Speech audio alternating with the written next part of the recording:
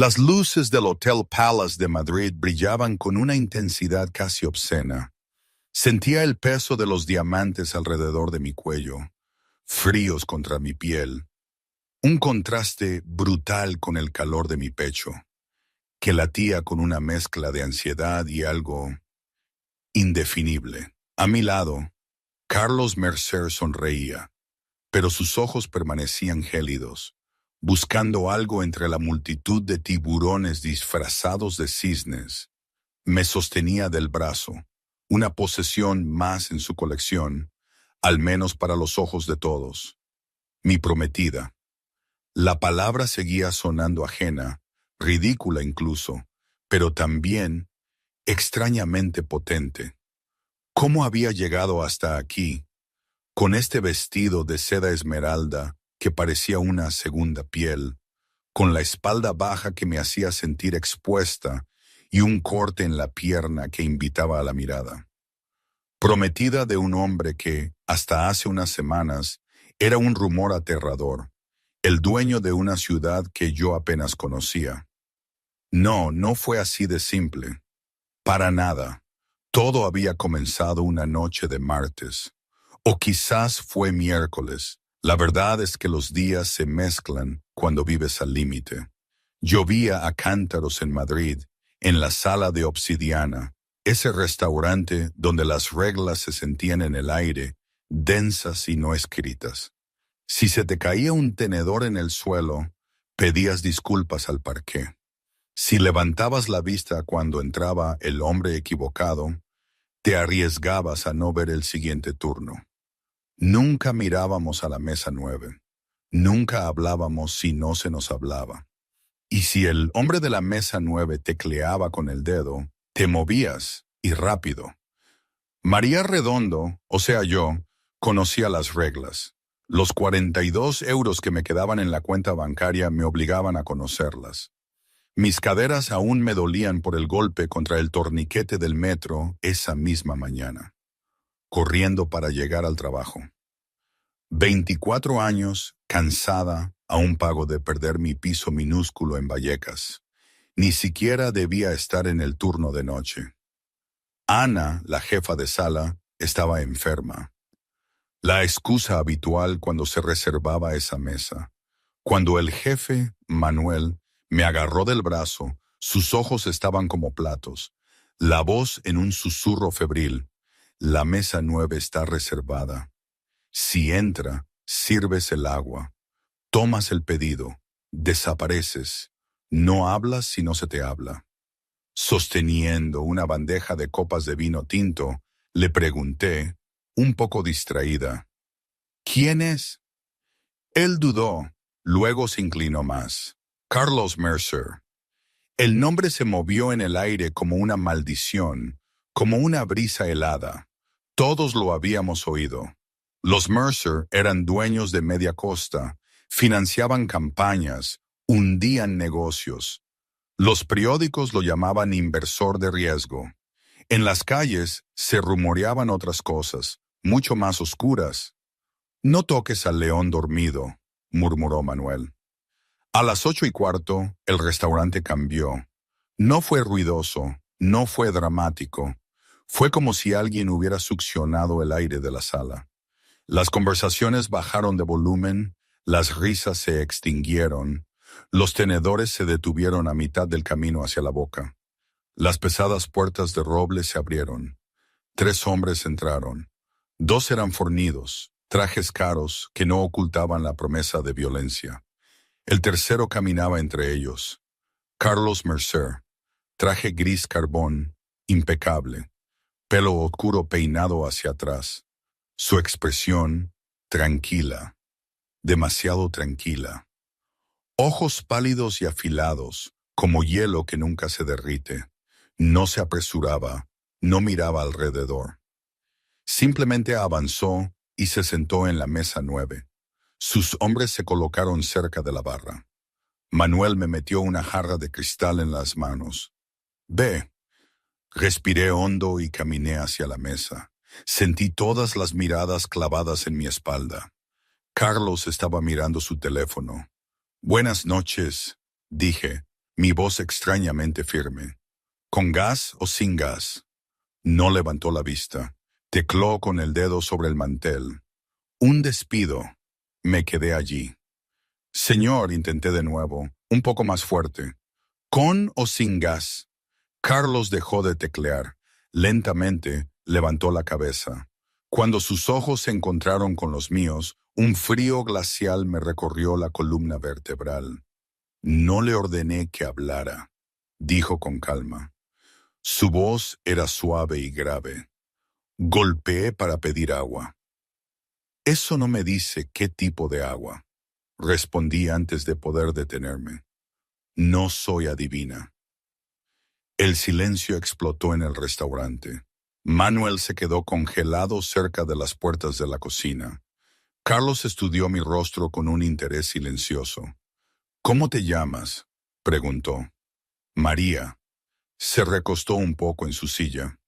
Bueno, María, dijo. Pareces creer que tu opinión importa aquí. No es así. Estás aquí para servir. Sirve. Algo dentro de mí se rompió.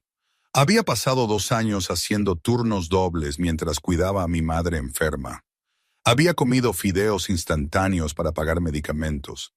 Había tragado insultos de clientes que creían que las propinas eran opcionales. Esa noche estaba agotada. Incliné la jarra. Mi mano tembló. Apunté al vaso. Fallé. El agua y el hielo se desbordaron por el borde y cayeron en cascada por el puño de su traje, empapando el pulido cuero de sus zapatos. El sonido del hielo golpeando el suelo fue más fuerte de lo que debería haber sido. Un guardaespaldas en la barra dio un paso adelante. Su mano se deslizó dentro de su chaqueta. Mi corazón golpeó mis costillas. Yo me resbalé, balbuceé. Carlos se levantó lentamente. Era más alto de lo que esperaba. Llevó la mano a su chaqueta. Contuve la respiración. En lugar de un arma, sacó un pañuelo blanco impecable. Se secó el puño con calma. Deja la botella, dijo. Eso fue todo. Dejé la jarra con manos temblorosas y corrí a la cocina. Manuel me agarró por los hombros. Sal por la parte de atrás, siseó. No fiches la salida, solo vete. No discutí. Salí corriendo al callejón, la lluvia empapándome el pelo al instante. Cada paso se sentía como si fuera el último. Esperaba un disparo. Esperaba dolor. Nada vino. Llegué al metro y subí al tren con las manos temblorosas. Estaba viva. Pero sabía una cosa claramente. Hombres como Carlos Mercer no olvidaban. Los siguientes 3 días fueron una pesadilla. Cada SUV negro que disminuía la velocidad cerca de mi piso me hacía meterme en la primera tienda que encontraba. Evitaba el contacto visual con extraños. Saltaba con cualquier ruido. Llamé a la sala de obsidiana 2 veces. Nadie respondió. Para el viernes por la mañana, mi cuenta bancaria estaba en números rojos. Tocaba pagar el alquiler. El señor Garrido, mi casero, había dejado claro que las excusas no retrasaban los pagos. El miedo no contaba como moneda. No tenía opción. Entré por la puerta trasera del restaurante a las 4 de la tarde. La cocina estaba en silencio. Demasiado. Manuel salió de su oficina. Se veía diferente. Llevaba un reloj nuevo. Su camisa estaba impecable. No sudaba. No estás despedida, dijo secamente. Parpadeé. Le eché agua a Carlos Mercer. Lo sé. Entonces, ¿por qué estoy aquí? Te ha solicitado él. Las palabras se sintieron como hielo en mis venas. Tiene una reserva esta noche.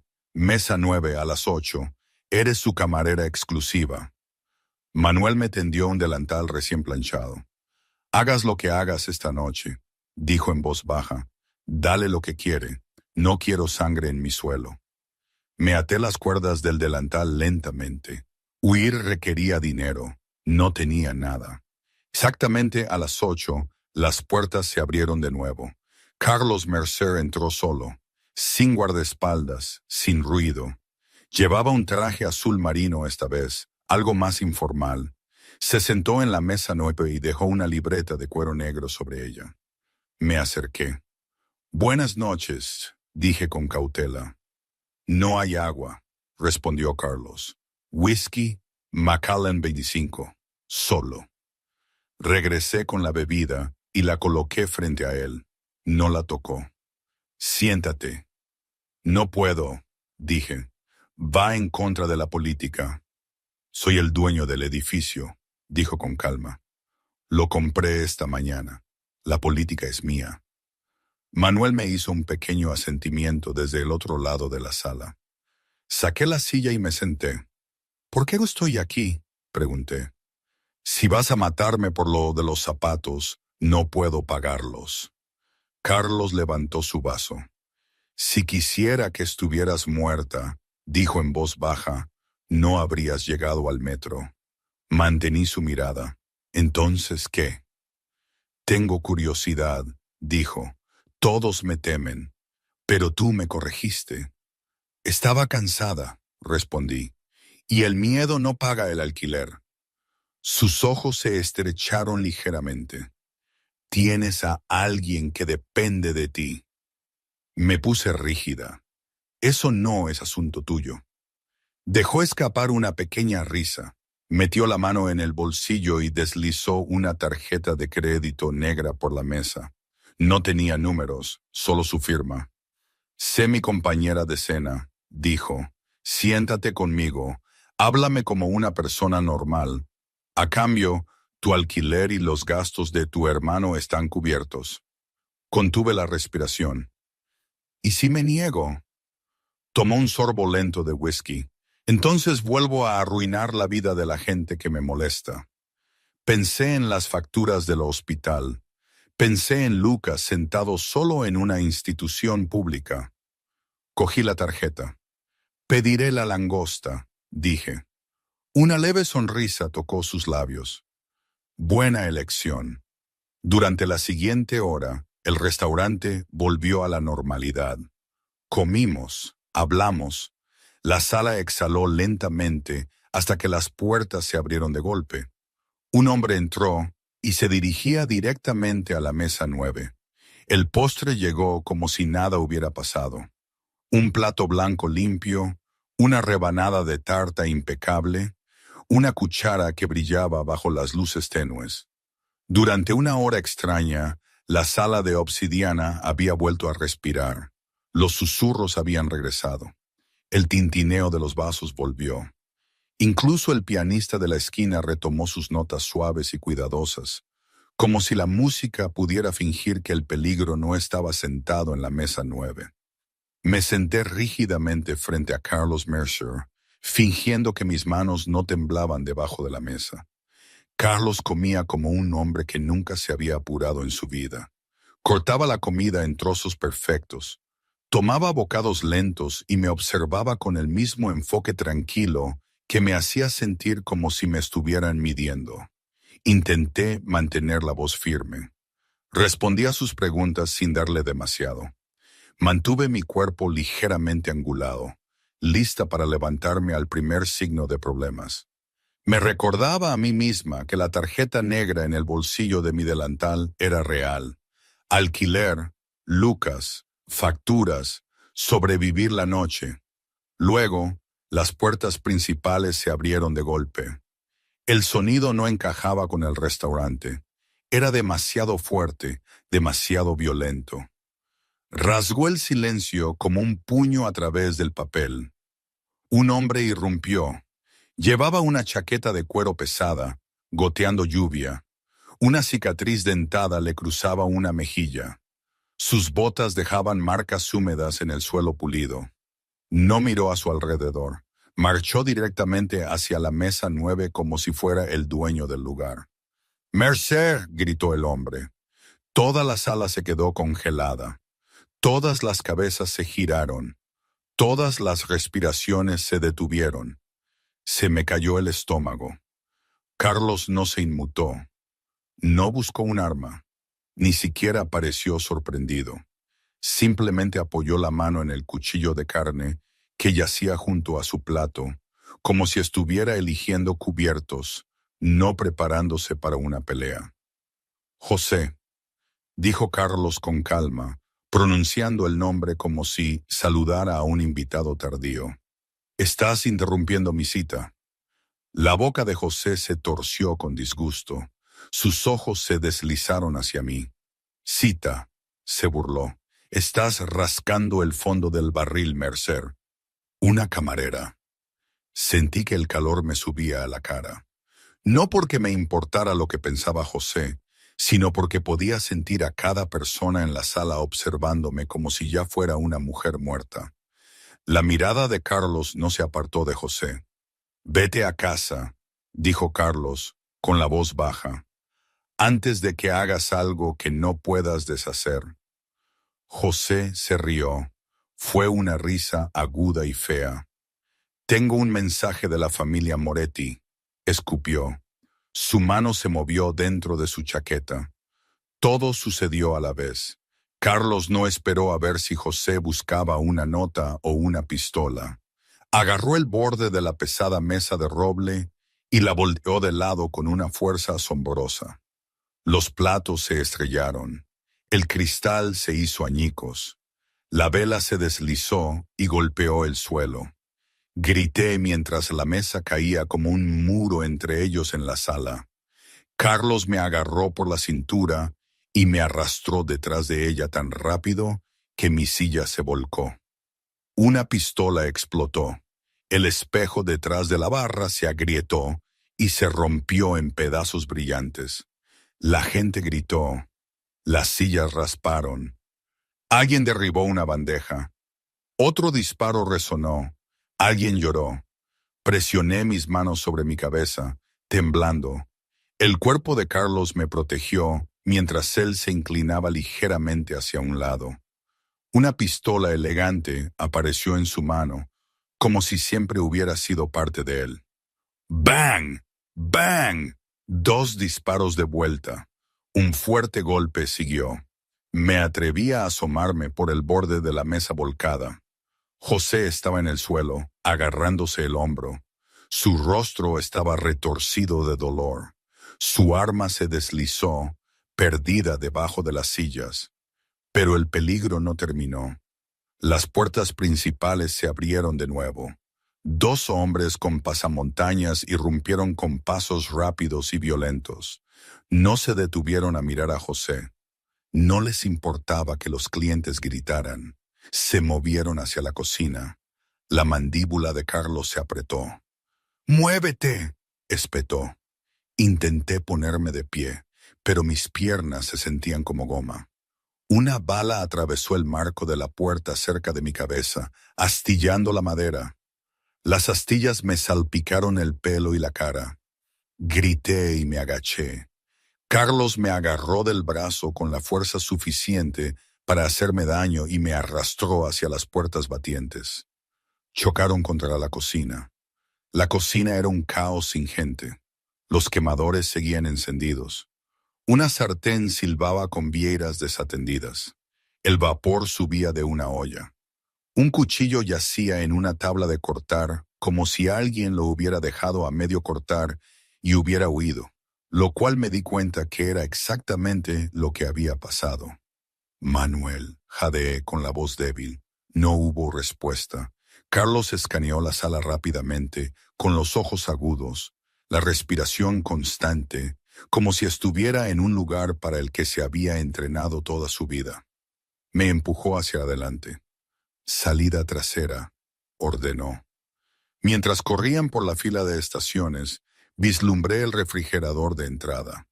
La puerta estaba entreabierta lo suficiente como para que viera 2 ojos aterrorizados asomándose.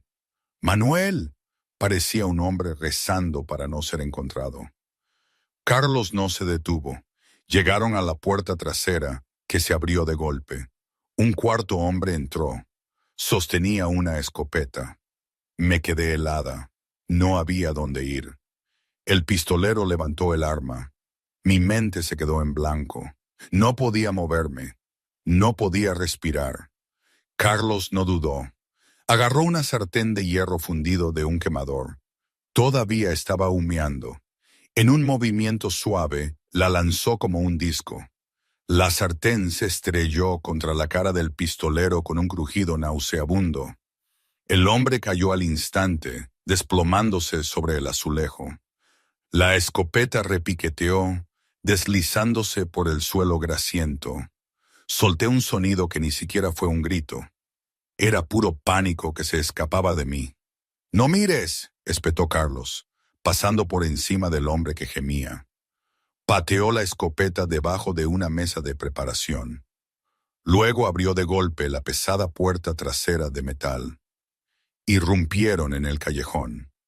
La lluvia caía en gruesas cortinas, arrastrando basura y aceite en riachuelos negros. El callejón olía a cemento mojado y basura vieja. Un elegante Audi R8 negro estaba estacionado ilegalmente cerca del contenedor de basura. Motor silencioso. El tipo de coche que no pertenecía a un lugar como este. Carlos metió la mano en el bolsillo para buscar las llaves. Sus manos estaban resbaladizas. Lo miré. Estaba oscuro y brillante por la lluvia. «¡Estás herido!», jadeé. «Rosadura», gruñó Carlos. Desbloqueó el coche. «Sube». Retrocedí. «No puedo ir contigo», dije, la voz temblorosa. «Esto es un secuestro». Carlos abrió la puerta del pasajero de golpe y me empujó dentro con un fuerte empujón.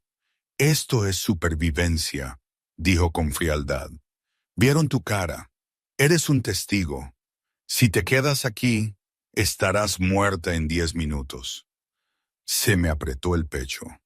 Odiaba que la lógica tuviera sentido. Carlos saltó al asiento del conductor y cerró la puerta de golpe. Detrás de ellos, la puerta de la cocina se abrió de nuevo. Los disparos resonaron en el callejón. Las chispas saltaron del pavimento. Carlos metió la marcha atrás. El Audi coleó sobre el suelo resbaladizo. Luego ganó tracción y retrocedió a toda velocidad. Giró el volante, giró el coche y aceleró hacia adelante. Salieron del callejón a la calle principal, esquivando por poco un taxi amarillo que hizo sonar el claxon. Agarré el salpicadero, con los dedos blancos. «¿Quiénes son?», grité. «¿Quién intenta matar a alguien durante la cena?». Los ojos de Carlos se movieron hacia el espejo retrovisor. Un SUV pesado salió rugiendo del callejón detrás de ellos, los faros brillando como ojos enojados. «La familia Moretti», dijo Carlos con voz tranquila. «Viejos rivales. Creen que rompí una tregua». «¿Lo hiciste?», exigí. Carlos hizo un giro brusco. Los neumáticos chirriaron. «No rompo treguas», dijo. «Las termino. Pero yo no empecé esto». El SUV lo siguió, golpeando un coche aparcado. Metal chirrió. El cristal estalló. Me encogí. Carlos conducía como si no tuviera miedo de morir. Me advirtió una vez. «Agárrate». «Estoy agarrada», grité. Carlos apagó los faros. El mundo exterior se oscureció. «¿Qué haces?», grité. «Nos matarás». «Desapareciendo», dijo Carlos. Tiró del freno de mano. El coche giró en la calle mojada, dando una violenta vuelta. Durante un segundo aterrador, pareció que se enfrentaban al SUV que venía de frente. Pensé que iba a chocar a propósito. Luego, Carlos metió la marcha atrás, aceleró y retrocedió por una rampa oculta. La ciudad los tragó. La calle Bailén, muros de hormigón, pilares, oscuridad. El SUV pasó por encima, perdiendo el desvío. Carlos condujo por el laberinto subterráneo como si conociera cada centímetro, como si hubiera vivido bajo la ciudad más tiempo del que había vivido en ella. Solo después de kilómetros volvió a encender los faros. Exhaló como un hombre que por fin se permitía respirar. Miré hacia abajo. La sangre goteaba de la manga de Carlos sobre la palanca de cambios. «Estás sangrando mucho», susurré. «He estado peor», murmuró Carlos. «Guantera, teléfono desechable». Lo abrí con manos temblorosas. Dentro había un teléfono plegable barato y una Glock 19. Se me revolvió el estómago. Levanté el teléfono. «¿A quién llamo?» Carlos miró la pantalla y maldijo entre dientes. «A Jorge», dijo. «No tiene batería». Golpeó con el puño el volante. Luego siseó de dolor. «Mi teléfono principal está de vuelta en el restaurante», murmuró. «Estamos incomunicados». Tragué con dificultad. «Entonces, ¿a dónde vamos?» Carlos miró al frente, los ojos cansados pero agudos. «No podemos ir a mi ático», dijo. «Lo vigilarán». Apretó el volante. «No podemos ir a la finca», añadió. «Mi padre hará preguntas». Giró ligeramente la cabeza hacia mí. «Tengo una casa segura», dijo. «Nadie lo sabe, ni siquiera mi gente». Se me secó la garganta. El Audi aceleró más en la noche y me di cuenta de que acababa de cruzar una línea que quizás nunca podría deshacer. El coche salió de los túneles subterráneos y atravesó las partes más oscuras de la ciudad, donde las farolas parpadeaban y las fábricas se alzaban como esqueletos huecos. Se detuvieron frente a un edificio de ladrillo que parecía abandonado. Sus ventanas eran negras. El viejo letrero sobre la entrada había perdido la mitad de sus letras. La lluvia caía por las paredes en finos arroyos. «Aquí es», dijo Carlos. Me quedé mirando. «Esto», salió primero. La puerta principal requería un código. Sus dedos temblaron ligeramente mientras marcaba los números. La cerradura hizo clic. Dentro, el pasillo olía a polvo y metal viejo. Las puertas del ascensor estaban abiertas pero muertas. «Escaleras», murmuró Carlos. 6 tramos. En el segundo rellano, su respiración se hizo más pesada. En el cuarto, su mano apretaba la barandilla con fuerza. La sangre había empapado el costado de su traje azul marino, oscura y extendiéndose. Lo seguí de cerca, sin saber si estaba allí para ayudarlo o para salir corriendo en el momento en que se desplomara. En el último piso introdujo otro código en una puerta de acero. Se abrió, entré y me quedé congelada. Esperaba sofás de cuero oscuro, armas en las paredes, algo frío y brutal. En cambio, el loft era amplio y cálido, paredes de ladrillo visto, estanterías altas que llegaban hasta el techo, un piano de cola bajo una suave capa de polvo, un sofá de terciopelo gastado cerca de un gran ventanal. Las lámparas proyectaban una luz dorada sobre los suelos de madera. Parecía que alguien vivía allí tranquilamente. Carlos se tambaleó hacia la isla de la cocina y apoyó ambas manos en la superficie de mármol. «Botiquín de primeros auxilios», dijo entre dientes apretados y un jadeo. «Cualquier botella». Me moví automáticamente. Abrí armarios hasta que encontré un pesado paquete de trauma militar. Debajo del fregadero había una botella de bourbon. Puse ambos sobre la encimera. Carlos intentó quitarse la chaqueta, pero se detuvo con una respiración brusca. La tela se había pegado a la herida. «No puedo», dijo. Me crucé de brazos. «Soy camarera, no médico». «No necesito un médico», respondió. Su voz era más débil ahora. «Necesito manos». Me miró directamente. «Por favor». La palabra sonó extraña viniendo de él. Dudé solo un segundo antes de dar un paso adelante. «Siéntate», dije en voz baja.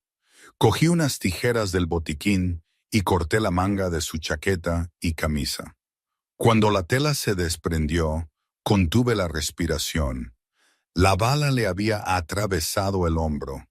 No había sido lo suficientemente profunda como para matarlo, pero le había desgarrado el músculo gravemente. La sangre aún brotaba constantemente. Esto va a doler, advertí. Hazlo. Vertí bourbon sobre la herida. Carlos siseó bruscamente. Sus dedos se clavaron en el borde de la encimera con tanta fuerza que el mármol emitió un leve crujido. Limpié la sangre y examiné el desgarro. Necesitas puntos, dijo. Mi cabeza se levantó de golpe. No sé coser a una persona. Es solo piel, respondió como si remendara un dobladillo. Hazlo o me desangro. Se me revolvió el estómago. Enhebré la aguja curva con manos temblorosas y la sumergí en bourbon para limpiarla. Lo siento, susurré. Habla, dijo Carlos, con los ojos apretados. Distráeme. Tragué saliva y presioné la aguja en su piel. Se encogió, pero no se apartó. Me preguntaste por mi hermano. Comencé, concentrándome en el ritmo de empujar y tirar del hilo.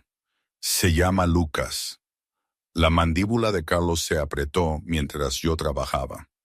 Tiene 19 años, continué. Pero piensa como si tuviera 10. Los médicos dicen que es un retraso en el desarrollo.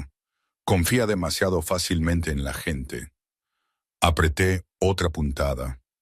El año pasado unos chicos lo convencieron de que les sujetara la mochila mientras ellos entraban en una tienda. La robaron. Cuando llegó la policía, Lucas era el que sujetaba la bolsa. Carlos abrió un ojo ligeramente. ¿Lo acusaron como cómplice?, preguntó. Sí. Mi voz tembló. Ni siquiera entendió lo que estaba pasando. Ahora está en un centro estatal. Es ruidoso. Es duro. Llora cada vez que lo visito. Até otra puntada. Necesito 20,000 euros para un abogado especializado en casos de capacidad. Alguien que pueda probar que no sabía lo que hacía. Si ganamos, podrá ser trasladado a un hogar de cuidados adecuado. Terminé el último nudo y corté el hilo. El silencio llenó el loft. Carlos tomó la botella de bourbon y bebió profundamente. Lentamente, el color volvió a su rostro. Se giró el hombro con cuidado. Lo hiciste bien, dijo. Me sequé las manos con una toalla. Ya he cosido manteles antes, murmuré. Me estudió un momento. Puedo sacarlo, dijo Carlos. Me quedé helada. No bromees. No bromeo con los negocios. Se irguió más ahora, a pesar del dolor. Una llamada, continuó. Cargos retirados, expediente borrado, centro privado pagado por completo durante 10 años. Lo miré fijamente. ¿Cuál es el truco? Caminó lentamente hacia la ventana, mirando la lluvia. La familia Moretti, dijo, quieren una tregua, un acuerdo territorial. Creen que soy inestable. Peligroso. Me crucé de brazos de nuevo. Eres peligroso. Una leve sonrisa tocó sus labios. Necesitan pruebas de que me estoy volviendo legítimo, dijo. Con los pies en la tierra, asentado. Le dije a Manuel Moretti que estaba comprometido con una civil, una mujer sin conexión con esta vida. Sentí que el pecho se me apretaba. Mentiste. Fue estratégico, respondió, pero esta noche me vieron protegerte, irme contigo. A sus ojos, eres esa mujer. No, dije de inmediato, absolutamente no. Si sales por esa puerta, dijo con calma, te verán como mi debilidad. Te usarán para llegar a mí. Y si no pueden encontrarte, encontrarán a Lucas. Me latía el corazón. Me metiste en esto, susurré. Sí, respondió. La honestidad golpeó más fuerte de lo que lo hubiera hecho la negación. Te ofrezco protección, continuó. 6 meses, vives conmigo, llevas mi anillo, asistes a eventos públicos, actúas como la mujer que calmó la tormenta, y a cambio tu hermano es libre. Tus deudas desaparecen. Después de 6 meses, escenificamos una ruptura. Recibes suficiente dinero para desaparecer en cualquier lugar. ni una vuelta por la habitación. ¿Y si me niego? Vuelves a tu vida, dijo con calma, y no puedo garantizar que permanezca intacta. Cerré los ojos brevemente. Lucas primero, dije, y hay reglas. Levantó una ceja. No dormir juntos, no hay romance, no hay contacto. Esto es un negocio. Una pequeña sonrisa apareció. No fuerzo a las mujeres, dijo, y eres demasiado ruidosa para ser de mi tipo. Puse los ojos en blanco. ¿Tenemos un trato? Extendió su mano. Dudé. Luego la tomé. Sus manos se estrecharon firmemente. Trato. Un débil punto rojo apareció en el pecho de Carlos. Lo vi antes que él. ¡Abajo!, grité. Me abalancé sobre él, derribándolo al suelo. La ventana explotó hacia adentro. El cristal se hizo añicos por toda la habitación, mientras una bala atravesaba el espacio donde él había estado de pie. Cayeron al suelo de madera con fuerza. Me zumbaban los oídos. Carlos miró la ventana rota con pura furia. «Creía que habías dicho que nadie sabía de este lugar», grité. Su rostro se oscureció. «Alguien sí lo sabe», gruñó. «Hay una rata». Se levantó a pesar del dolor. La lluvia entraba a raudales por la ventana rota. «El trato acaba de cambiar», dijo con frialdad. «No nos vamos a esconder». Tragué saliva. «¿A dónde vamos?» Carlos agarró su chaqueta con una mano. «A casa», dijo, y salieron corriendo. No hablamos mientras bajábamos los 6 tramos de escaleras. La adrenalina nos impulsaba. El cristal rot, el láser rojo, el crack del rifle, todo se difuminó en un único recuerdo ruidoso. Carlos se movía rápido a pesar de los puntos recién cosidos que tiraban de su hombro. Lo seguí de cerca, con el pulso acelerado. La lluvia afuera no había disminuido. Caía con más fuerza, como si la propia noche estuviera furiosa. Llegamos al coche. Carlos condujo sin dudar, hacia el norte. Las luces de la ciudad se fueron haciendo escasas a medida que dejábamos el centro. Los edificios se hacían más grandes, más silenciosos. Las calles se ensanchaban. El aire parecía más frío. «¿A dónde vamos?», pregunté. «A la finca de mi padre», dijo Carlos. Lo miré. «Dijiste que tu familia era peligrosa». «Lo son», respondió con calma. «Pero es un tipo diferente de peligro. Las balas no te alcanzarán allí». «Eso es reconfortante», murmuré. «Es una fortaleza», añadió. «Guardias, muros perimetrales, cámaras. Si alguien quiere matarte, se lo pensará 2 veces». Y por dentro, la mandíbula de Carlos se tensó. «Por dentro», dijo lentamente, «te ponen a prueba, te miden, buscan tus debilidades». Me crucé de brazos. «Maravilloso». Me miró brevemente. «Mi padre respeta la fuerza, desprecia la debilidad. Intentará provocarte». «Y mi hermano, Marcos», dijo Carlos, con un leve tono de reproche en la voz, «sonríe demasiado. Nunca confíes en un hombre que sonríe cuando no debería». El coche pasó por tranquilas carreteras arboladas. «Ya no eres una camarera», continuó Carlos. «Esta noche eres una experta en restauración de arte». Parpadeé. «¿Disculpa?» «Explica tus manos. Explica tu ojo para el detalle. Restaura cuadros dañados». Me miré los dedos, aún ligeramente manchados con sangre seca. «Puedo mentir», dije en voz baja. «Bien», respondió Carlos. Unas verjas de hierro se alzaron frente a nosotros como sacadas de un cuento de hadas oscuro. Se abrieron automáticamente al acercarse el coche. La finca Mercer apareció detrás de ellas. Era una masiva construcción gótica de piedra. Ventanas altas, gárgolas encaramadas en el tejado. La casa parecía menos construida que esculpida en la sombra. Guardias armados salieron de entre los árboles mientras el coche avanzaba por el largo camino de entrada. Reconocieron a Carlos al instante y retrocedieron. Tragué saliva. Las puertas principales se abrieron antes de que llegáramos. Un mayordomo con un traje perfectamente entallado esperaba. Nos quitó los abrigos sin decir una palabra. Sus ojos se detuvieron brevemente en la mancha de sangre de la manga de Carlos. Su padre está en la biblioteca, dijo. Las puertas de la biblioteca se abrieron a un cálido resplandor. El humo de un puro flotaba en el aire. El olor a papel viejo y madera pulida llenaba la habitación. Un fuego crepitaba en la enorme chimenea de piedra. Jorge Mercer estaba sentado cerca de las llamas en una silla de ruedas. Una manta le cubría las piernas. Su pelo era blanco. Su rostro era delgado y afilado. Sus ojos no eran débiles. Marcos estaba detrás de él, con las manos pulcramente cruzadas, con una expresión suave y agradable. «Carlos», dijo Jorge secamente, «estás sangrando en mi alfombra persa».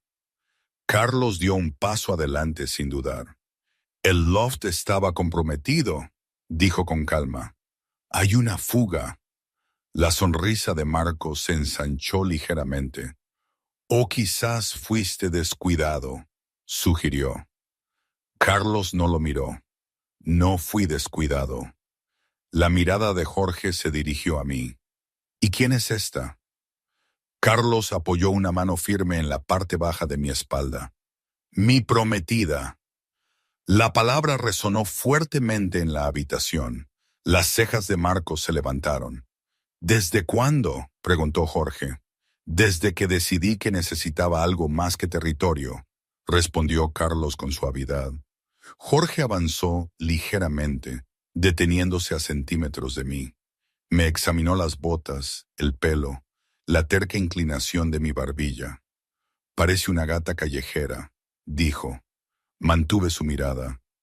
«Las callejeras sobreviven», respondí en voz baja. La sonrisa de Marcos se desvaneció un poco. Jorge se inclinó más. «¿Cómo se llama tu padre?» No dudé. «Francisco», dije. «Era un borracho. Murió en la calle. Yo me construí de la nada». El silencio siguió. Marcos parecía sorprendido. Carlos no habló, pero algo en su expresión cambió. Jorge me miró fijamente durante varios segundos. Luego se rió. Fue una risa seca y áspera. «Honesta», murmuró. «Prefiero la honestidad». Se recostó. «Marcos, sírvele una bebida». Marcos dio un paso adelante, enmascarando su irritación. «Y tú», dijo Jorge a Carlos, «revisa ese hombro antes de manchar algo más». Carlos permaneció de pie. «Necesitamos abordar la fuga». «Lo haremos», dijo Jorge con calma, «pero primero haremos una declaración». Hizo un gesto hacia la ventana. «La gala del solsticio es mañana por la noche. Anunciaremos el compromiso públicamente». Carlos se tensó. «Eso es imprudente». «Es fuerza», corrigió Jorge. «Si te escondes, los Moretti asumen debilidad. La debilidad invita al ataque». Sentí el peso de la decisión posarse sobre mí. La mirada de Jorge se agudizó. «La rata se revelará en una multitud», dijo. «Mañana es nuestra trampa». Las siguientes 24 horas fueron irreales. Me acompañaron a un ala de invitados más grande que todo mi piso. Un equipo de estilistas llegó en minutos. Me frotaron la piel, me cepillaron el pelo, me recortaron y moldearon hasta que apenas me reconocía. Mis manos ásperas fueron suavizadas con cremas, mis uñas cuidadas, mi postura corregida. Carlos desapareció en reuniones con asesores de seguridad. Apenas lo vi. Cuando llegó la noche de la gala, me quedé sola frente a un espejo de cuerpo entero. El vestido esmeralda se ceñía a mi figura como seda derramada sobre la piel. Una larga abertura revelaba una pierna. la espalda escotada. Un collar de diamantes descansaba en mi clavícula, pesado y brillante. Apenas reconocía a la mujer que me devolvía la mirada. «Esto es una armadura», me susurré a mí misma. Llamaron a la puerta. Carlos entró. Llevaba un esmoquín negro.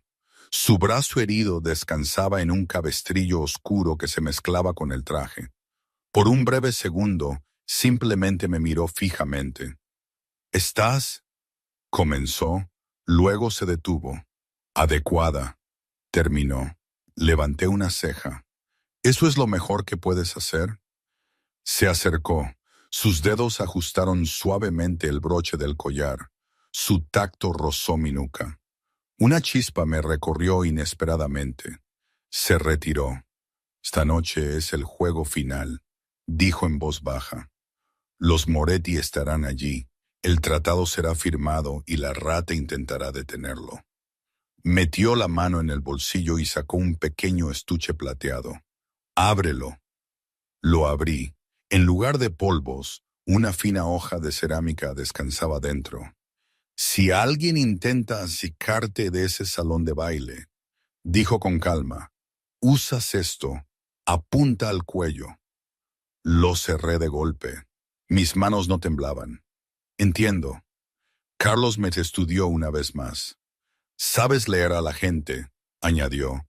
«Lo has hecho durante años en los comedores». Asentí lentamente. «Observaré». El trayecto en coche hasta la gala fue silencioso. Las luces brillaban al acercarse a la gran entrada del hotel.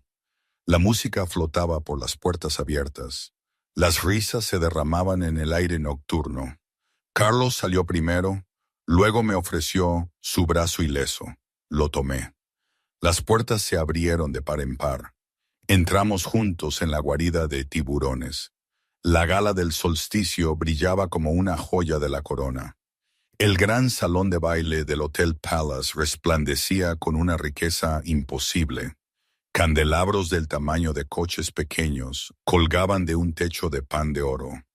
Las copas de cristal captaban la luz y la dispersaban por los suelos de mármol.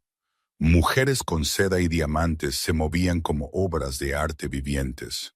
Hombres con esmoquines hechos a medida se agrupaban, voces bajas, risas controladas. Era una sala donde los políticos se daban la mano con los criminales y nadie hacía preguntas. Entré del brazo de Carlos. Los flashes estallaron en ráfagas blancas a nuestro alrededor. Las cámaras hacían clic. Los reporteros gritaban preguntas que eran ignoradas. Carlos se inclinó ligeramente hacia mí. «No sonrías demasiado», murmuró. «El aburrimiento denota poder». Ajusté mi expresión al instante. Parecía impasible, o eso intenté. Me guío a través de la multitud con suavidad, como un capitán dirigiendo un barco por aguas abarrotadas. «Senador García», dijo Carlos, estrechando manos. «Doctora López», continuó. Asentí cortésmente, hablé cuando fue necesario, reí ligeramente cuando se esperaba. Toqué el brazo de Carlos lo justo para parecer cercana, pero no desesperada.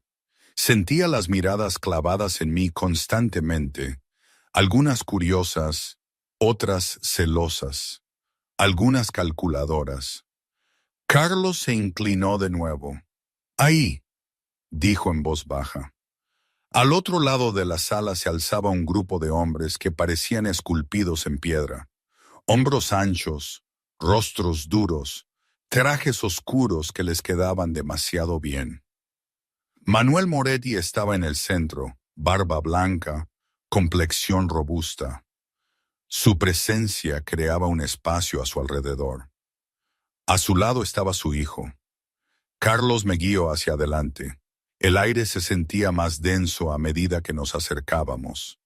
La música de la orquesta pareció desvanecerse bajo el peso de la tensión. «Carlos», retumbó Manuel, extendiendo una mano, «y la famosa prometida». Carlos asintió. «Ella es María». Manuel tomó mi mano suavemente y la besó. Sus labios estaban fríos. «Está viva», dijo Manuel, estudiándome la cara. «Una elección interesante. Me gustan las cosas que se defienden», respondió Carlos con calma. Los ojos de Manuel brillaron con diversión. «Estamos listos para firmar esta noche», dijo. «Medianoche, sala privada. Sin armas, solo negocios». Carlos asintió ligeramente. «De acuerdo». Manuel y sus hombres se alejaron. Exhalé lentamente. Algo no encajaba, no era obvio, era sutil. La misma sensación que me daba cuando un cliente planeaba irse sin pagar. «¿Viste al camarero?», susurré. «¿Cuál?». «El de la bandeja de champán, cerca de tu hermano». Carlos miró a su alrededor. «Estaba mirando a Marcos», dije en voz baja. «No las copas». La mandíbula de Carlos se apretó. «Marcos es inútil», dijo entre dientes. «Pero no es un suicida. Quizás no está apostando contra la familia», dije. «Quizás está apostando contra ti». La orquesta comenzó un vals lento. Carlos extendió su mano. «Baila». Salimos a la pista. Carlos me guió con suavidad a pesar de su hombro herido. Sus movimientos eran controlados y seguros. Lo seguí, mi vestido esmeralda rozando el suelo pulido. Por un breve momento se sintió casi normal. «Casi». «Eres bueno en esto», murmuré. «Tuve lecciones», respondió en voz baja. «Concéntrate. ¿Qué ves?». Me giré ligeramente mientras girábamos.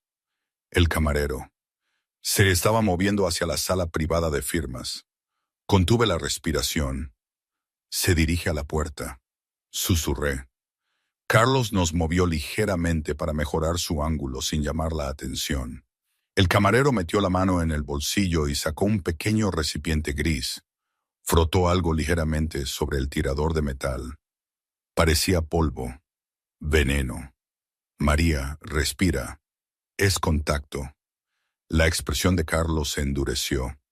«Si Manuel toca ese tirador, cae, y te culparán a ti», terminé. Un músculo le tembló en la mandíbula. «Marcos», murmuró. Manuel Moretti ya caminaba hacia la sala privada a 3 metros de distancia. Carlos no podía alcanzarlo sin romper la calma. «Haz algo», insté. «No puedo armar una escena», dijo con tensión. No dudé. Me separé de él a mitad de giro. No corrí. Tropecé. Un jadeo agudo salió de mis labios mientras chocaba directamente con un camarero que pasaba llevando una bandeja de vino tinto. La bandeja se levantó en el aire. 5 copas de Cabernet rojo intenso se derramaron como lluvia a cámara lenta. El vino salpicó directamente la camisa blanca de Manuel Moretti. El salón de baile quedó en silencio. El líquido rojo se extendió por su pecho, manchando la tela como sangre fresca. «¡Oh, Dios mío!», grité fuertemente. «Lo siento mucho». Manuel se quedó inmóvil. Su guardaespaldas se adelantó inmediatamente. Carlos se interpuso entre ellos. «Mi prometida ha tomado demasiado champán», dijo Carlos con suavidad. «Mis disculpas». Los ojos de Manuel ardían de furia, pero luego miró la puerta, el tirador, el tenue polvo que se adhería a él. Su mirada se dirigió al camarero que había comenzado a retroceder hacia el pasillo de servicio. La comprensión brilló en su rostro. «Tráiganme otra camisa», gruñó Manuel, «y tráiganme a ese camarero». Sus hombres se movieron al instante. «Firmamos en la cocina», añadió Manuel con frialdad. La tensión se rompió ligeramente. La música se reanudó dubitativamente. Carlos me agarró del brazo acercándome. «Estás loca», susurró. «Torpe», corregí con calma. Me miró fijamente, luego sin previo aviso me besó. No fue suave, no fue ensayado. Su mano se apretó contra mi cintura. Su boca era cálida y firme. El beso no fue cortés ni escenificado. Duró solo segundos. Cuando se apartó, su voz era baja para las cámaras. Sentí las rodillas débiles. Cierto, respiré. Pero mientras nos dirigíamos a la entrada de servicio, vi a Marcos. Estaba cerca de la salida. Su rostro estaba pálido. Sostenía su teléfono con fuerza en una mano y me estaba mirando, no sorprendido, no impresionado, sino enojado. La mirada en sus ojos prometía algo oscuro. Carlos me guió hacia las puertas de la cocina. El ruido del salón de baile se desvaneció detrás de nosotros. La noche no había terminado. Solo estaba cambiando, y Marcos seguía en pie. La cocina privada del Hotel Palace era luminosa y cruda en comparación con el brillante salón de baile. Las encimeras de acero inoxidable reflejaban las luces del techo. El aire olía a jabón, ajo y vapor. Los fregaderos industriales zumbaban en silencio. Las ollas colgaban en filas ordenadas sobre las mesas de preparación. Un gran bloque de carnicero se alzaba en el centro de la habitación. Manuel Moretti estaba de pie frente a él. Los papeles del tratado yacían planos sobre la madera. Se quitó la chaqueta manchada y la tiró a un lado. Una camisa blanca y limpia había reemplazado a la arruinada. Su expresión era fría, pero controlada. Carlos estaba frente a él, una mano apoyada ligeramente en el borde de la mesa. Su hombro herido estaba rígido. Su rostro se veía pálido bajo las luces brillantes. Me quedé ligeramente detrás de él, observándolo todo. Manuel firmó primero. Su bolígrafo raspó pesadamente el papel. Luego lo deslizó hacia adelante. Carlos firmó sin dudar. El camarero que había espolvoreado el tirador de la puerta temblaba cerca de la entrada trasera, sujetado firmemente por dos de los hombres de Manuel. Manuel no lo miró. «Llévenselo», ordenó Manuel. El rostro del camarero se quedó sin color mientras lo arrastraban por la puerta de servicio. Esta se cerró detrás de ellos. La cocina quedó en silencio. Solo el zumbido de las unidades de refrigeración llenaba el silencio. Manuel recogió los papeles y asintió una vez. «Esto termina esta noche», dijo con firmeza. Se fue sin decir una palabra más. Las pesadas puertas se cerraron de nuevo. Solo Carlos y yo permanecimos. Carlos se apoyó lentamente contra una encimera de preparación. El color se desvaneció aún más de su rostro. La adrenalina que lo había impulsado por el salón de baile se estaba desvaneciendo.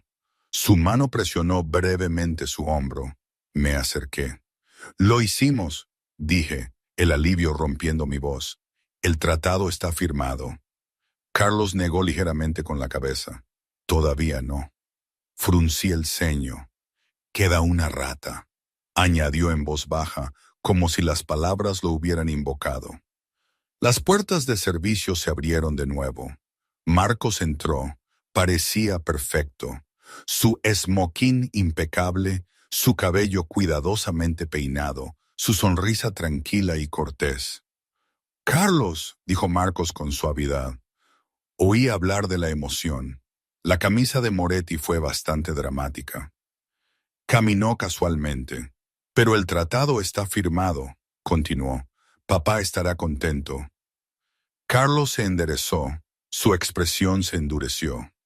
«Deja de actuar», dijo Carlos secamente. Marcos dejó de sonreír. «El camarero habló», añadió Carlos. «Confesó lo del veneno en la puerta. Mencionó quién le pagó». El rostro de Marcos cambió. La suavidad desapareció. Lo que la reemplazó fue agudo y feo. «Siempre fuiste el favorito», escupió Marcos. Su voz resonó ligeramente en las paredes de acero. «El hijo brillante, el heredero elegido. Papá nunca me miró como te miraba a ti». Carlos no parpadeó. «¿Crees que no lo sé?» Marcos continuó, acercándose. Si los Moretti hubieran tocado ese tirador esta noche, Manuel habría muerto. Te habrían culpado a ti, te habrían destrozado. ¿Y tú? Preguntó Carlos con calma. Yo habría sido el hermano afligido, dijo Marcos. El hijo leal que te vengó. Yo habría tomado el control. Sentí que el aire se volvía más frío. No tienes la agalla, respondió Carlos con calma. Habrías estado muerto en una semana dirigiendo esta familia. Los ojos de Marcos se oscurecieron. Tengo agallas suficientes para terminar lo que el francotirador empezó. Metió la mano en su cintura. Un revólver de cañón corto apareció en su mano. Lo levantó rápidamente. El cañón apuntaba directamente al pecho de Carlos. Carlos aún se estaba recuperando de la pérdida de sangre. Su tiempo de reacción disminuyó. No buscó su propia arma. No había tiempo. No pensé. Me moví. A mi derecha estaba el fregadero de los platos, apilado con vajilla de cerámica limpia. Platos gruesos, más pesados de lo normal. Mi mano agarró el de arriba. El dedo de Marcos se apretó en el gatillo. Lancé el plato con todas mis fuerzas. «Pedido en camino», grité instintivamente. El disco de cerámica giró en el aire. Se estrelló contra la mano de Marcos con un chasquido agudo. El revólver se disparó salvajemente. La bala se estrelló contra el techo. El sonido resonó dolorosamente en la cocina. La pistola cayó al suelo de azulejos. Marcos gritó, agarrándose la muñeca. Carlos se movió al instante. A pesar de su hombro herido, cubrió la distancia en una zancada. Su puño se conectó con la mandíbula de Marcos. El impacto fue sólido y brutal. La cabeza de Marcos se ladeó. Se desplomó sobre los azulejos de la cocina antes de que pudiera recuperarse. El revólver se deslizó por el suelo. Carlos lo pateó debajo de una mesa de acero inoxidable. Marcos yacía inconsciente, respirando pero inmóvil. La cocina volvió a quedar en silencio. Me quedé helada, el pecho subiendo y bajando rápidamente. El plato se había roto contra la mano de Marcos. Trozos de cerámica blanca esparcidos por el suelo. Carlos me miró fijamente. Su respiración era pesada. «Tú», dijo lentamente, «le tiraste un plato». Mis manos comenzaron a temblar ahora que todo había terminado. «Te lo dije», respondí, con la voz inestable. «Las camareras tienen buena puntería». Carlos exhaló brevemente. Había algo en sus ojos que no había estado antes. No miedo, no cálculo, sino respeto. Miró a Marcos, luego de vuelta a mí. «Acabas de salvarme la vida», dijo en voz baja. Tragué saliva. La realidad de lo que había hecho se posó pesadamente en mi pecho. La seguridad llegaría pronto. La familia lo sabría todo en cuestión de minutos. Pero por ahora, el peligro inmediato había pasado. Marcos había hecho su movimiento y Marcos había perdido. Carlos se enderezó con cuidado, ignorando el dolor que tiraba de sus puntos. Miró a su hermano una última vez. «Se acabó», dijo. No estaba segura si se refería al ataque o a algo más profundo. Pero una cosa era segura. El suelo de la cocina estaba lleno de porcelana rota, y Marcos nunca volvería a sonreír de la misma manera. A veces, por las noches, cuando no podía dormir en la inmensa suite que ahora era mi habitación, pensaba en mi padre. En la forma en que siempre decía, «No confíes en nadie que suene demasiado bien». Él se refería a los vendedores ambulantes del mercado, a esos charlatanes que prometían milagros. Pero ahora lo entendía de otra manera. Todo esto, el lujo, las promesas de Carlos, el acuerdo, sonaba demasiado perfecto. Y lo perfecto, aprendí hace mucho, no existe. Nunca. 6 meses pueden sentirse como una vida entera cuando cada día se vive bajo un contrato. Los titulares de la prensa lo llamaban una poderosa alianza. Las revistas de sociedad publicaban fotografías nuestras saliendo de coches, asistiendo a galas benéficas, parados lado a lado en inauguraciones. Las columnas de negocios elogiaban la estabilidad del nombre Mercer. Los rumores de guerra se desvanecieron. La ciudad respiraba más tranquila, pero detrás de las imágenes pulidas y las sonrisas formales, cada día había sido estructurado, calculado y observado. El primer cambio llegó rápidamente. A las 2 semanas del acuerdo, el caso de Lucas desapareció de los registros públicos. Recibí una llamada de un bufete de abogados privado con el que nunca había contactado. Hablaron con suavidad, con claridad. Los cargos habían sido retirados, las pruebas revisadas, su expediente limpio. Sin explicaciones. En cuestión de días, Lucas fue trasladado del centro de detención estatal a un centro de atención residencial privado en las afueras de la ciudad. El edificio era tranquilo. El personal hablaba con suavidad y paciencia. Las ventanas daban a jardines en lugar de muros de hormigón. Cuando lo visité por primera vez, parecía confundido pero feliz. Dijeron que no tengo que volver, me dijo Lucas, con los ojos brillantes. Sonreí entre lágrimas. Dijeron que ahora estás a salvo. El alivio que se instaló en mi pecho era más pesado de lo que el miedo había sido jamás. Mis deudas se desvanecieron igual de silenciosamente. Las facturas médicas marcadas como pagadas. Los avisos de vencimiento, cancelados. Mi cuenta bancaria reflejaba números que nunca había visto antes. Suficiente para respirar, suficiente para descansar. El contrato había cumplido lo prometido. En público, me paraba junto a Carlos como su prometida. Asistía a cenas formales en salones más grandes que cualquier salón de baile. Aprendí la diferencia entre las sonrisas corteses y las peligrosas. Memorizaba nombres, caras, alianzas. Aprendí cuándo hablar y cuándo el silencio tenía más peso. Al principio, los círculos de la alta sociedad se sentían como otro mundo. Luego me di cuenta de que era simplemente una versión diferente del comedor en el que una vez trabajé. Los poderosos no eran diferentes de los clientes de la mesa 9. Ponían a prueba, sondeaban, buscaban debilidades. Me adapté, elegía mis palabras con cuidado. Escuchaba más de lo que hablaba. Observaba quién estrechaba la mano con demasiada fuerza, quién evitaba el contacto visual, quién se reía demasiado rápido. Carlos se dio cuenta. Lees las salas mejor que la mitad de los hombres con lo que he trabajado durante años. Me dijo una vez durante un tranquilo viaje a casa después de un evento. Me encogí de hombros.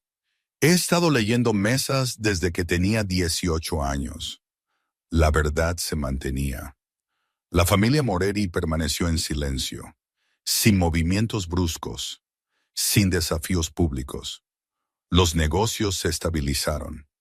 Las inversiones se expandieron. Se había evitado la guerra. Carlos parecía más controlado, más mesurado en público, menos movimientos imprudentes, más paciencia estratégica.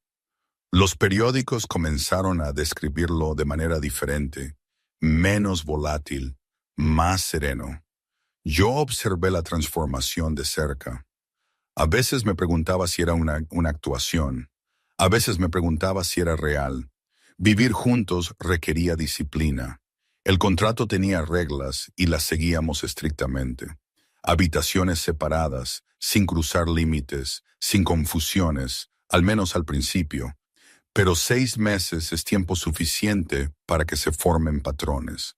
Cenábamos juntos la mayoría de las noches cuando los horarios lo permitían, no por las apariencias, simplemente porque ya estábamos en la misma mesa. Hablábamos de cosas neutrales, libros, arquitectura, restaurantes. Ocasionalmente discutíamos. A Carlos no le gustaba la ineficiencia. A mí no me gustaba la arrogancia. Nuestras discusiones eran agudas, pero controladas. Ninguno de los dos cruzó la línea que habíamos trazado. Aún así, algo cambió gradualmente. La tensión cambió. La distancia fría se suavizó. Empecé a notar los detalles que nadie más veía. La forma en que Carlos se frotaba el hombro cuando creía que nadie lo miraba. La forma en que su voz bajaba cuando hablaba con niños en eventos benéficos. La forma en que evitaba la crueldad innecesaria en las negociaciones cuando existían alternativas. Él también notó cosas sobre mí. Cómo revisaba mi teléfono antes de acostarme para confirmar el horario de Lucas. Cómo ajustaba mi postura automáticamente al entrar en una sala llena de gente poderosa. Cómo seguía prefiriendo comida sencilla a altas horas de la noche en lugar de platos elaborados. En público parecían convincentes. En privado eran cuidadosos. A medida que se acercaba el final del contrato, una tensión tácita se instaló entre nosotros. La fecha estaba marcada en silencio en mi mente. 6 meses exactos. El acuerdo había sido claro. Una separación escenificada.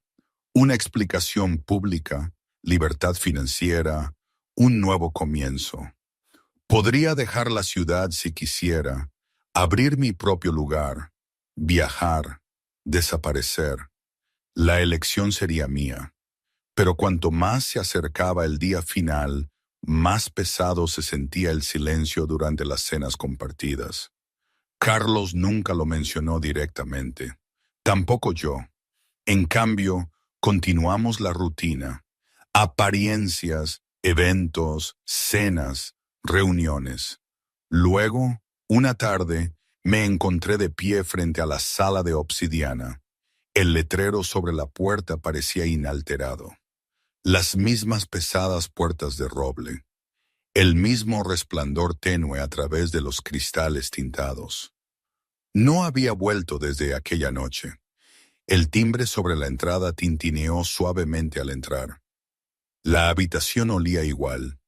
Cuero. Madera pulida. Martín, sí, Martín ahora. Levantó la vista detrás de la barra. Parpadeó 2 veces antes de que lo reconociera. «Has vuelto», dijo con cautela. Sonreí débilmente. Solo de visita. La mesa 9 estaba vacía. Caminé hacia ella lentamente. La silla se sentía diferente bajo mí ahora. No más pequeña, no más grande, simplemente familiar. Había llegado el último día del contrato. Afuera, la ciudad se movía como siempre. Adentro, el aire se sentía quieto. Carlos llegaría pronto. El acuerdo terminaría. Y lo que sucediera después no estaría escrito en papel. Sería una elección. El salón Orquídea Negra volvía a la vida. El suave murmullo de las conversaciones se mezclaba con el tintineo de la plata y el suave jazz que sonaba a través de altavoces ocultos. La luz de las velas parpadeaba contra los paneles de madera oscura. Los camareros se movían suavemente entre las mesas. Las copas de vino captaban la luz cálida y brillaban como pequeñas linternas. La vida había vuelto a la normalidad, o al menos a algo parecido. Martin Doyle estaba de pie cerca de la barra, revisando las reservas con una calma inusual. Ahora llevaba un traje mejor, un reloj mejor también. El sudor nervioso que antes vivía permanentemente en su frente había desaparecido. El restaurante prosperaba. El negocio nunca había sido más fuerte. La mesa 9 estaba en su lugar habitual, pero esa noche se veía diferente. Me senté allí, sin delantal, sin libreta, sin estar de pie y esperando. Llevaba un jersey suave de color crema y unos simples vaqueros azules. Mi pelo caía naturalmente sobre mis hombros. Mi postura era relajada, abierta, cómoda. Frente a mí se sentaba Lucas. Él también se veía diferente. sano, limpio, bien alimentado. Sus hombros ya no estaban encorvados. Sus ojos brillaban. Estudió el menú con atención. «Quiero la hamburguesa», dijo emocionado, señalando la página. «Con patatas». Sonreí cálidamente. «Pide la hamburguesa. Pide 2 si quieres». Lucas sonrió, aliviado por la libertad. A nuestro alrededor, los comensales hablaban y reían, sin ser conscientes de cuánta historia vivía en esa mesa. Luego, las pesadas puertas de roble se abrieron. El sonido era sutil, pero el cambio en la sala no lo fue. La conversación bajó ligeramente. Las cabezas se giraron. Carlos Mercer entró. Llevaba un abrigo oscuro hecho a medida, sin guardaespaldas, sin séquito visible. Caminó con calma, sin prisa, escaneando la sala con familiar confianza. Pero algo era diferente. Su expresión era más ligera, menos guardada. Caminó directamente hacia la mesa 9. Lo observé acercarse sin levantarme. «¿Está ocupado este asiento?», preguntó. Incliné la cabeza. «Eso depende», respondí. «¿Vas a dejar propina?». Se le escapó una leve risa. «Una de verdad». Varios comensales cercanos miraron, sorprendidos por el sonido. Carlos sacó la silla y se sentó a mi lado, no enfrente. Lucas lo miró con curiosidad. Carlos le hizo un pequeño asentimiento. «Buenas noches, Lucas». «Hola», respondió Lucas tímidamente.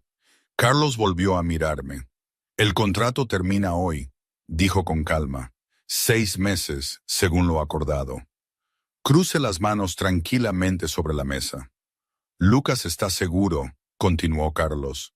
«Su centro está pagado a largo plazo. Tus deudas están saldadas. El dinero está en tu cuenta». Hizo una breve pausa. «Eres libre». La palabra se posó entre nosotros. Libre. «Puedes dejar la ciudad», añadió. «París, Londres, cualquier lugar. Abrir tu propio restaurante. No volver a ver a otro mafioso». Miré la mesa un momento. Hace 6 meses, esa oferta habría sonado a salvación. Imaginé cafés parisinos, nuevos comienzos, una vida tranquila sin tensión ni peligro. Pero algo dentro de mí había cambiado. Levanté la vista lentamente.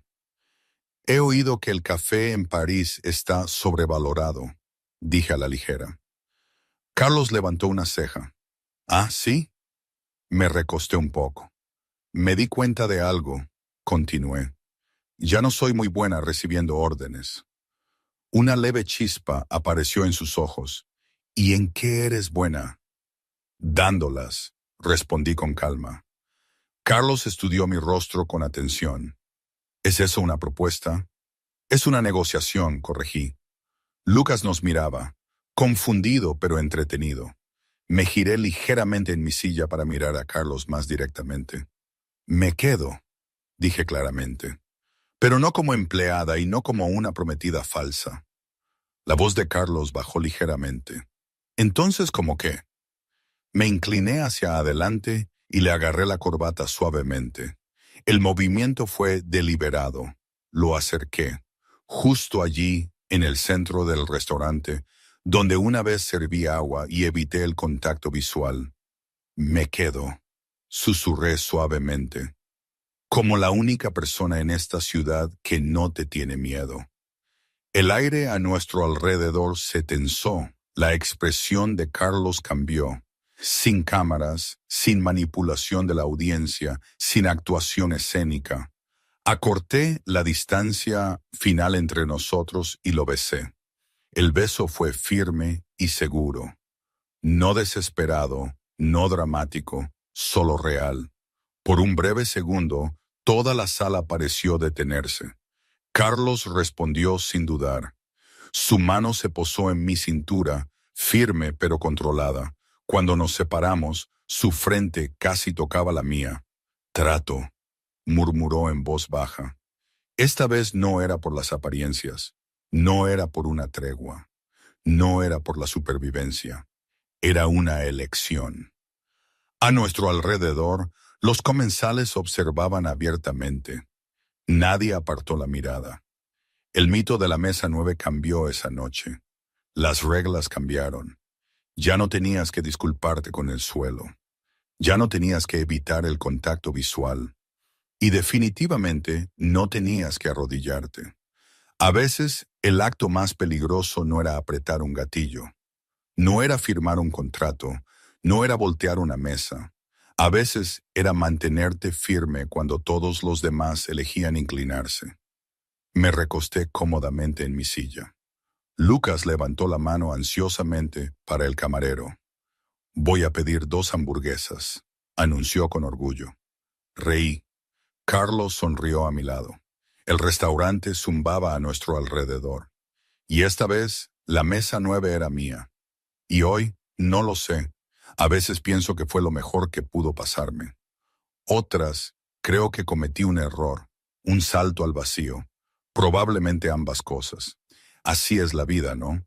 Nada es blanco o negro. Nada es perfecto. Pero es mi vida y la elegí yo. Al final no hubo príncipes azules ni promesas de eternidad. Solo un trato con un hombre complicado y un camino que decidí recorrer. Lo que el futuro nos depare, ¿quién sabe? ¿Y tú? Si hubieras estado en mi lugar, ¿habrías aceptado el trato o habrías huido en el momento en que deslizó esa tarjeta negra por la mesa? No es una pregunta fácil, lo